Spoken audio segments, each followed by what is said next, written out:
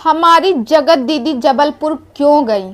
नेहा आशीष तिवारी जगत दीदी जबलपुर क्यों गई? आखिर अपनी ससुराल गई बंटवारा के लिए। उनको अपनी बेटी का हिस्सा चाहिए।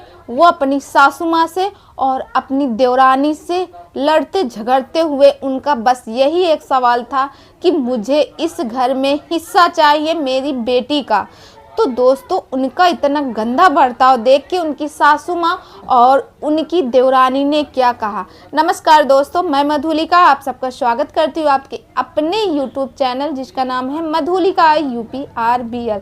तो दोस्तों, आज मैं पहले तो बात करूँगी जगत दीदी के बारे में, फिर बात करूँगी सचिन और मनीषा के बारे में, फिर बात करूंगी किट्टू के बारे में। तो तीनों लोगों की नई अपडेट पाने के लिए मेरे चैनल को सब्सक्राइब कर लीजिएगा और बगल में बेल आइकन है उसे भी प्रेस कीजिए, जैसे मैं कोई नया वीडियो डालूं नोटिफिकेशन सबसे पहले आप तक पहुंचे।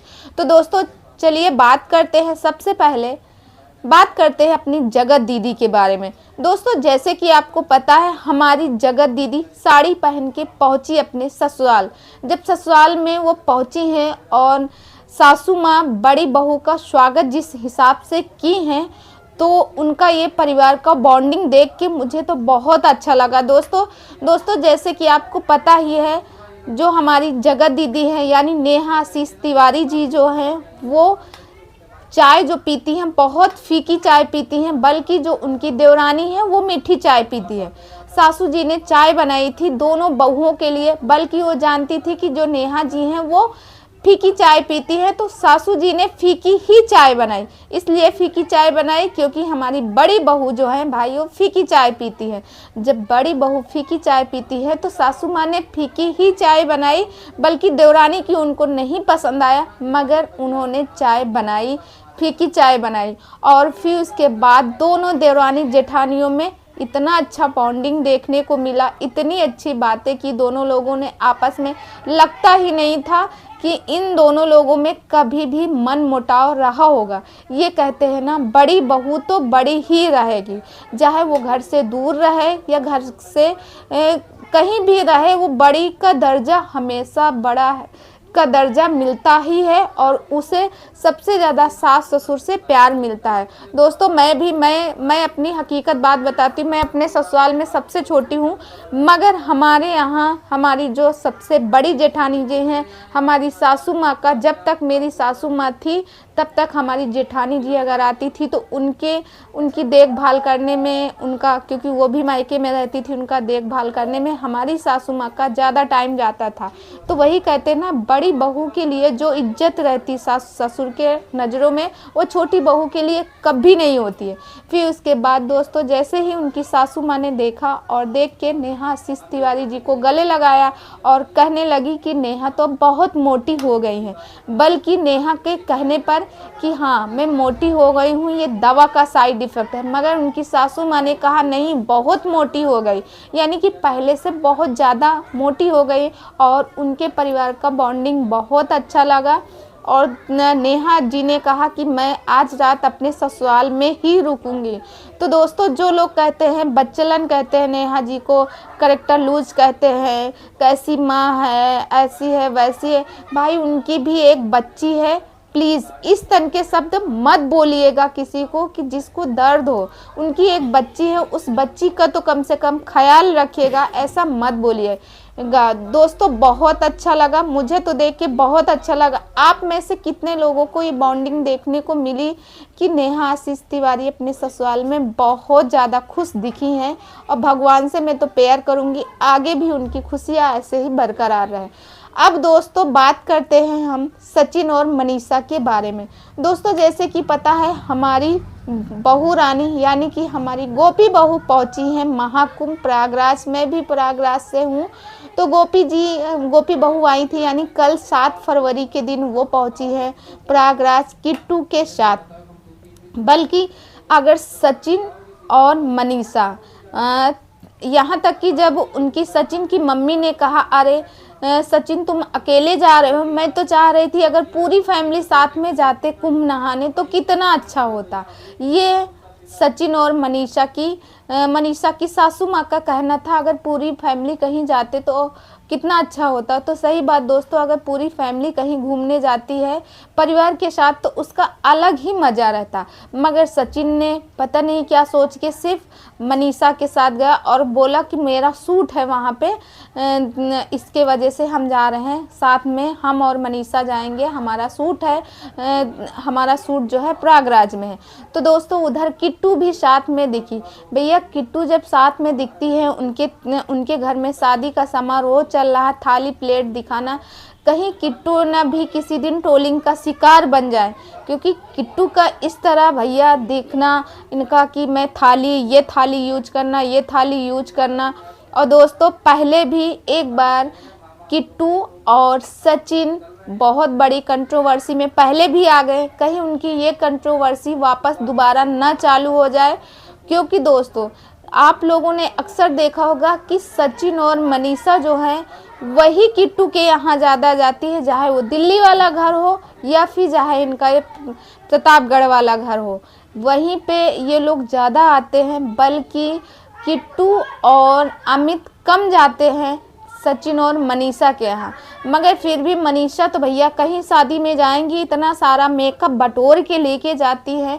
उससे सही अगर मनीषा अपने आप को थोड़ा सा संवारे, और यहाँ तक कि उसका कमरा इतना गंदा रहता, इतना गंदा कमरा रहता, अस्त व्यस्त सामान रहती, वो सामान सही से रखे तो कितना अच्छा हो।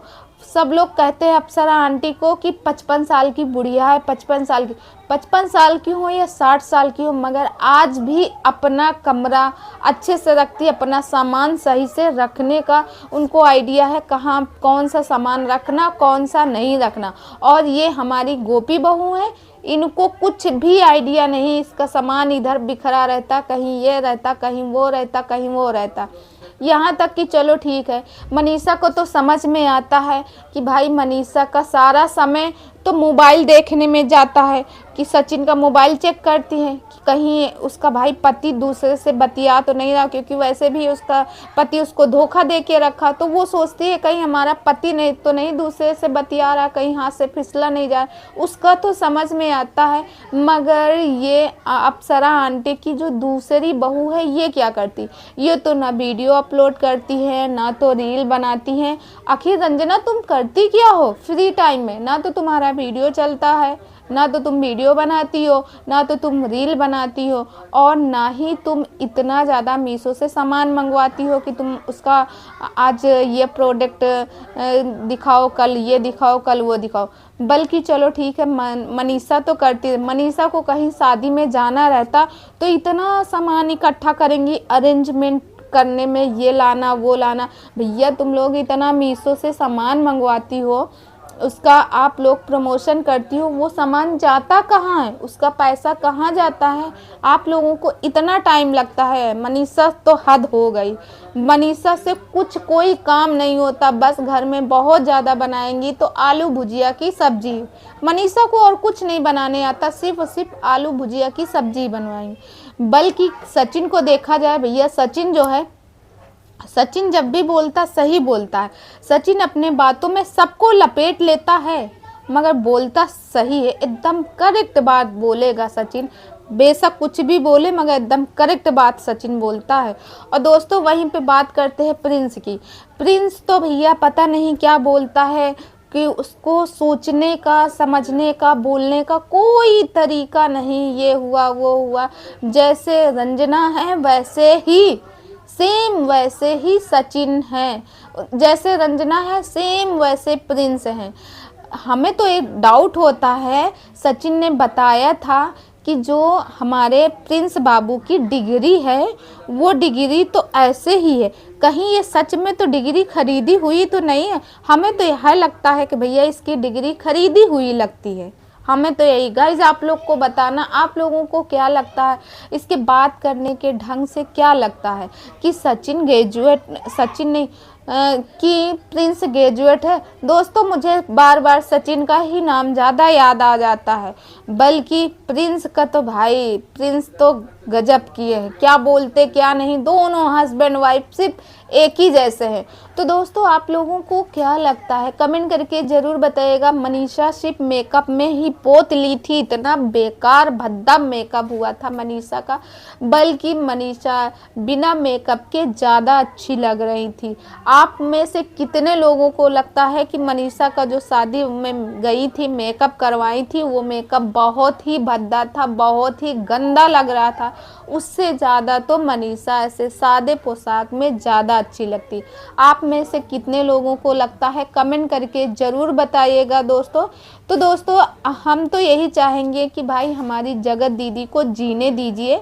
जो जगत दीदी के बारे में लोग बोलते हैं वो करेक्टर लूज है, वो तो ऐसी है, वो तो वैसी है, वो बचलन है, वो ऐसे किए, वो वैसे फंसाए, वो सिर्फ पैसों के लिए मरती है, वो तो सिर्फ दूसरों को खून पीती है, ये वगैरह वगैरह जो कोई भी आई थिंक जो जितने भी वर्ड से वीडियो बनाते हैं उन लोगों से बस एक हाथ जोड़ के रिक्वेस्ट है, प्लीज़ वो भी एक बच्ची की माँ है, उनको जीने दीजिए। और जो इस तरह बोलता है प्लीज़ बंद कर दीजिए, उनको जीने दीजिए, उनका भी जीने का हक है। आखिर उनके पास एक बच्ची है, क्या एक माँ का अधिकार नहीं है अपनी बच्ची के लिए कुछ करे? अपनी बच्ची के लिए वो करना चाहती है, अपनी बच्ची के लिए आज कमा रही है, अपनी बच्ची के लिए, क्योंकि पिता तो पहले भी भगवान छीन लिए। अब कम से कम आप लोग उस बच्ची के ऊपर दया कीजिए, उस माँ का जो माँ कर रही है अपनी बच्ची के लिए, प्यार कर रही है अपनी बच्ची के लिए, कुछ भविष्य बना रहे, वो तो बनाने दीजिए। आप लोग इतना गंदा जब देखो नहीं तब जगत दीदी के बारे में बोलते रहे तो कि जगत दीदी ऐसी है, जगत दीदी वैसी है। क्या हर समय, क्या हर एक जगह पे सिर्फ लड़कियां ही बदनाम होती? भाई आप लोगों ने सचिन मनीषा तो भाई खुश हैं, सचिन ने मनीषा ने सचिन को माफ़ कर दिया, तो फिर हम आप जगत दीदी को क्यों नहीं माफ़ कर रहे हैं? क्या जगत दीदी का जीने का अधिकार नहीं है? उनका भी तो जीने का